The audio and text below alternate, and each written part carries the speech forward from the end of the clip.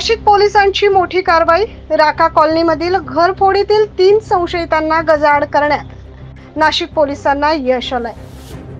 याबाबत सविस्तर बातमी अशी की माजी नगरसेविका डॉक्टर ममता पाटील यांच्या फ्लॅटचं कुलूप आणि कडी तोडून 3 चोरट्यांनी तब्बल 1,56,00,000चे दागिने, मौल्यवान हिरे जडित वस्तूंसह रोकड लंपास केल्याची घटना घडली। मंगळवारी पहाटेच्या सुमारास शहरातील मध्यवर्ती ठिकाण राका कॉलनीत ही घटना घडली। या प्रकरणी गुन्हे शाखा युनिट 1 चे पोलीस अधिकारी अंमलदार यांनी परिसरातील सीसीटीव्हीच्या आधारे 3 संशयितांना ताब्यात घेतलंय।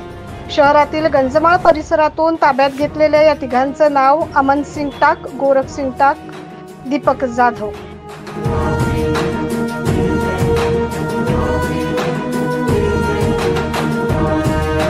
शहरामध्ये सरकारवाडा पोलीस स्टेशनच्या अंतर्गत एक मोठी घरफोडी 3 दिवसापूर्वी झालेली होती आणि त्या घरफोडीमध्ये 57 लाखाचा मुद्देमाल म्हणजे सोन्या चांदीचे दागिने आणि काही अमेरिकन डॉलर्स हे चोरीला गेलेले होते। त्या घरफोडीचे सर्व आरोपी आणि सर्व मुद्देमाल हा आमच्या क्राईम ब्रांच युनिट 1 च्या टीमनी पूर्णपणे आरोपी अटक करून मुद्देमाल हस्तगत केलेला आहे। त्याबद्दल क्राईम ब्रांच आणि युनिट 1 च्या टीमचे मी अभिनंदन करतो। माझ्या बरोबर बसलेले जे क्राईम ब्रांचचे डीसीपी, एसीपी, सिनियर पीआय आणि माझ्या मागे उभे असलेले जे ॲक्च्युली ही केस वर्कआउट करणारे आमचे अधिकारी अंमलदार जे आहेत, तर त्यांनी अहोरात्र मेहनत करून ह्युमन इंटेलिजन्स आणि तांत्रिक विश्लेषण याच्या आधारावर ही केस क्रॅक केलेली आहे। त्या सर्वांचं माझ्याकडून अभिनंदन। पोलिसांनी त्यांची कसून चौकशी केली असता त्यांच्याकडून 57 लाखांचा मुद्देमाल हस्तगत केलाय।